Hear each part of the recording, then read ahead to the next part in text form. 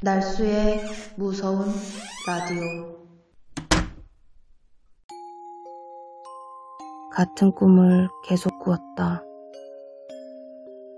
역 앞을 걷다가 너무나도 이상한 헌팅을 당하고 끝내는 인생이 완성된 이야기를 하려고 한다. 아내와 어떻게 만나게 되었는지에 관한 이야기이다.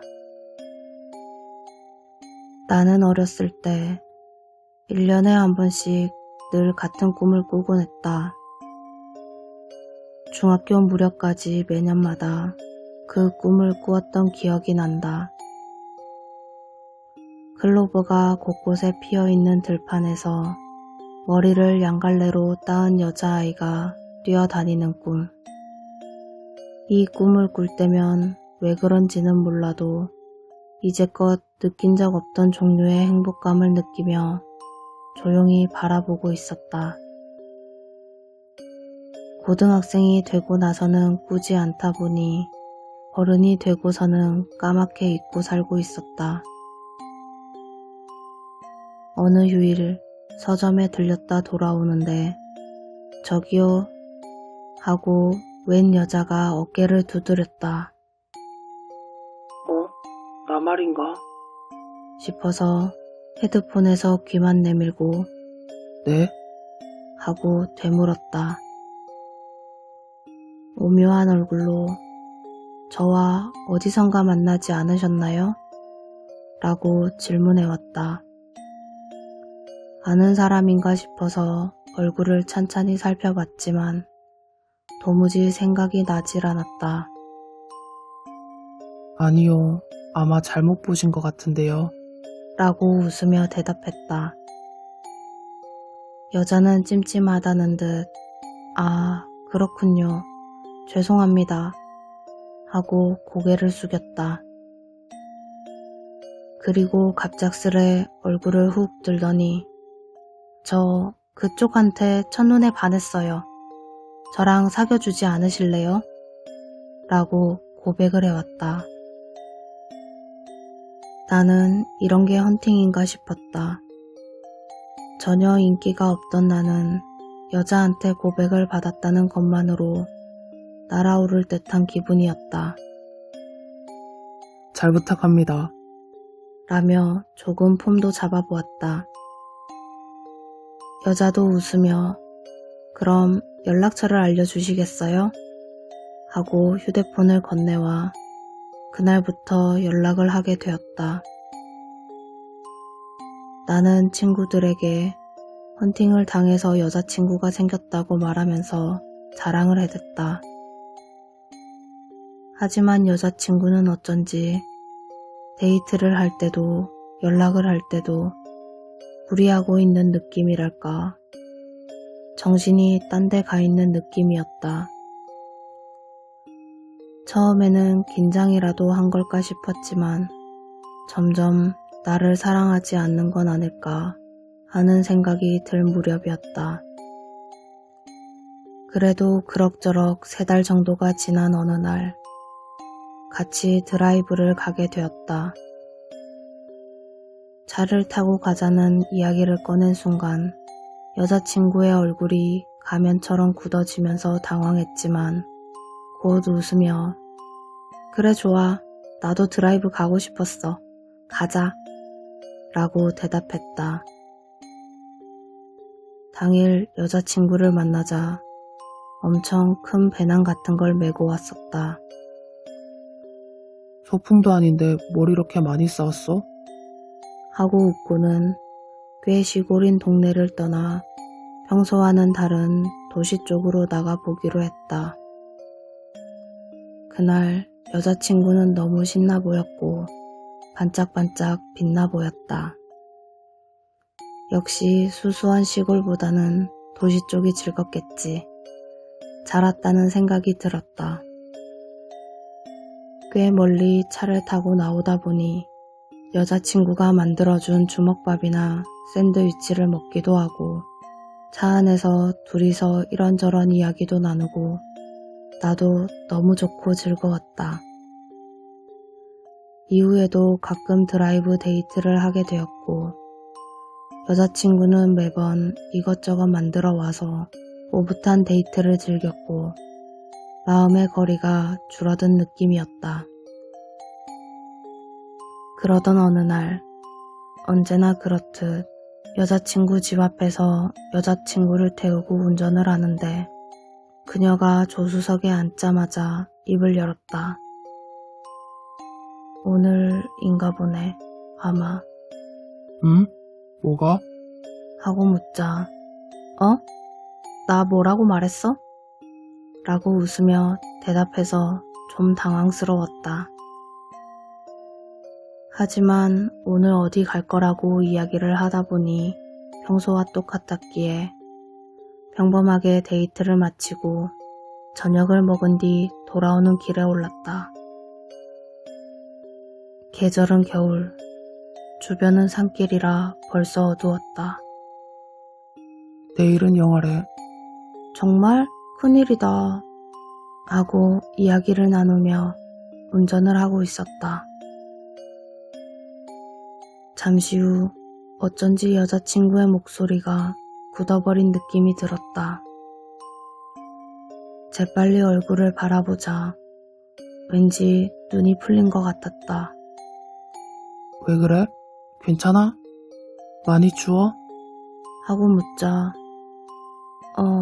괜찮아 라는 대답이 돌아왔다. 거기서부터 대화가 끊겼다. 나는 여자친구가 화날 만한 말이라도 했나 싶어 걱정하며 산길 커브를 돌아갔다. 자동차는 슥 하고 커브 바깥쪽을 겉돌더니 원심력에 따라 그 기세로 그대로 가드레일 너머로 떨어졌다. 엄청난 폭음 후 의식은 사라졌다. 한참 뒤 여자친구가 나를 흔들어 눈을 떴다. 자동차는 어떻게 된 건지도 모르겠고 머리는 아픈데 눈은 보이지 않고 옷이 축축한 것만 느껴졌다. 망연자실하던 와중 문득 여자친구가 걱정돼서 돌아보고는 깜짝 놀랐다. 나중에 안 것이지만 실제로는 여자친구도 다친 채였지만 내 앞에서는 멀쩡한 모습으로 담담하게 언제나 메고 다니던 큰 배낭에서 거즈와 붕대 같은 걸 꺼내고 있었다. 그리고는 믿을 수 없이 깔끔한 솜씨로 내 머리에 대고 지혈하며 두르기 시작했다. 아무래도 내 머리는 다친 듯 했고 그 피로 옷이 젖어 있었던 모양이었다. 그 후 여자친구는 휴대폰으로 구조를 청했다. 예보대로 영하의 추위였던 탓에 배낭 속에 들어있던 손난로를 내 몸에 잔뜩 붙이고 우리는 꼭 껴안고 체온을 지켰다. 나는 피가 빠져나간 탓인지 굉장한 추위가 들었고 공포에 질려 죽음을 각오하고 있었다. 하지만 이런 상황에도 불구하고 여자친구는 무척 침착했다. 어째서인지 내가 꼭 지켜줄게 라고 나에게 말하며 나는 무척 신기한 기분이었다.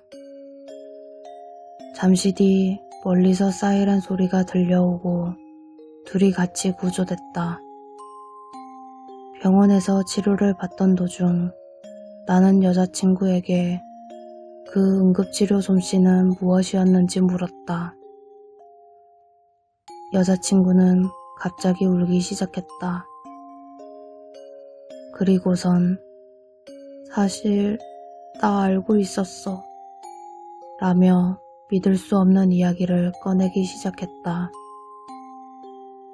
여자친구는 어릴 때부터 모르는 남자가 밤중 산길에서 사고를 당해 죽는 꿈을 반복적으로 꾸었다고 한다. 너무 자주 꿈을 꾸다 보니 어떻게든 도와주고 싶다고 여기는 사이 어쩐지 위에서 내려다보던 꿈이 조수석에서 지켜보는 것으로 바뀌었다고 한다. 그리고 차차 꿈을 꿀 때마다 어떻게 사고가 일어나서 어디를 다치고 무엇이 원인이 되어 죽는지를 파악하게 되었다고 한다. 그래서 남자가 죽지 않을 수 있도록 꿈속에서 필요한 도구를 갖추기 시작했다는 것이다. 그리고 그 노력의 결과 사고 끝에도 살아나는 게 당연한 일이 되어 자신을 바라보게 되었다는 이야기였다. 처음 나를 봤을 때 여자친구는 너무나 큰 충격에 온몸에서 땀이 나고 토할 것만 같았다고 한다. 그도 그럴 것이다. 정기적으로 꿈에 나오던 남자를 현실에서 마주친다면 누구라도 무섭겠지. 처음 말을 건 그날은 정말 큰맘 먹고 말을 걸었다고 한다. 그저 우연일 뿐이라면 여기서 끝이겠지만 만약 꿈이 현실로 이루어질 거라면 이 남자에게 말을 걸지 않은 걸 평생 후회할 거라 느끼면서 솔직히 나는 외모적으로는 여자친구의 이상형이 아니었다고 한다. 하지만 갑자기 친구가 되어달라고 말하면 기분 나빠하고 끝날 것 같아서 첫눈에 반했다고 그럴듯하게 둘러댔던 것이다. 사귀고 있다 보면 언젠가 그 사고를 마주할 테니 적어도 그때까지는 사귀겠다는 마음으로.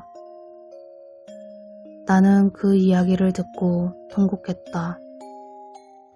처음 여자친구가 무리하는 것처럼 느껴졌던 것도 그제서야 이해할 수 있었다. 믿을 수 없는 이야기였지만 사고로 머리를 다쳐서 그런 걸까? 오히려 그 이야기가 너무나도 당연하게 느껴졌다. 솔직히 목숨을 건진 기쁨보다 여자친구가 이제 내 곁을 떠날지도 모른다는 것에 절망했다. 나는 통곡하며 그럼 이제 우리는 헤어지는 거야? 라고 물었다. 여자친구는 반문했다. 넌 어떻게 하고 싶어? 난 절대로 헤어지고 싶지 않아. 널 진심으로 사랑하게 됐으니까. 나는 어쩐지 결코 여자친구와 헤어져서는 안 된다는 예감이 들었다. 당시에는 나 같은 놈이 이런 여자를 놓치면 다음은 없을 거라는 생각에서 그랬다고 여겼지만 아마 헤어지면 안 된다는 것을 내 마음속 어디에선가 이미 알고 있었던 것 같다. 내 대답을 들은 여자친구는 나도 너 좋아하게 됐어. 앞으로도 잘 부탁해. 라며 웃었다. 그로부터 반년 정도를 더 사귄 후 사귄 지 1년쯤 될 무렵 우리는 결혼했다. 결혼하고 2년 만에 아이가 태어났다. 어느 화창한 날 이제는 아내가 된 여자친구가 만든 도시락을 가지고 피크닉을 갔다. 2살 된 딸은 무척 들떠서 피크닉 시트를 준비하는 동안에도 뛰어다녔다. 웃으며 위험하니까 이리 오라고 딸에게 손을 뻗던 순간 나는 번개를 맞은 것 같은 충격에 휩싸였다. 아내가 따준 양갈래 머리를 휘날리며 뛰어다니는 딸의 모습은 내가 어린 시절부터 반복해 꾸어오던 꿈속의 그 장면이었다. 퍼즐 조각이 맞춰지듯 모든 것이 딱 맞아떨어지는 듯한 느낌이었다. 아내가 나를 돕는 꿈을 꾼 것도, 내가 아내와 결코 헤어지면 안 된다고 느낀 것도 모두가 딸아이를 위한 것은 아니었을까 하고, 그 꿈을 보고 느끼던 말로 표현할 수 없던 행복감은 고작해야 중학생이던 내가 알 턱도 없는 것이었다. 어린 딸을 보는 아버지의 행복감이니까. 지금 처음 맛보는 부모로서의 행복 속에서 그리움을 느끼는 모순 속에 나는 서 있었다. 내 인생은 이렇게 될 운명이었다고 지금은 생각하고 있다.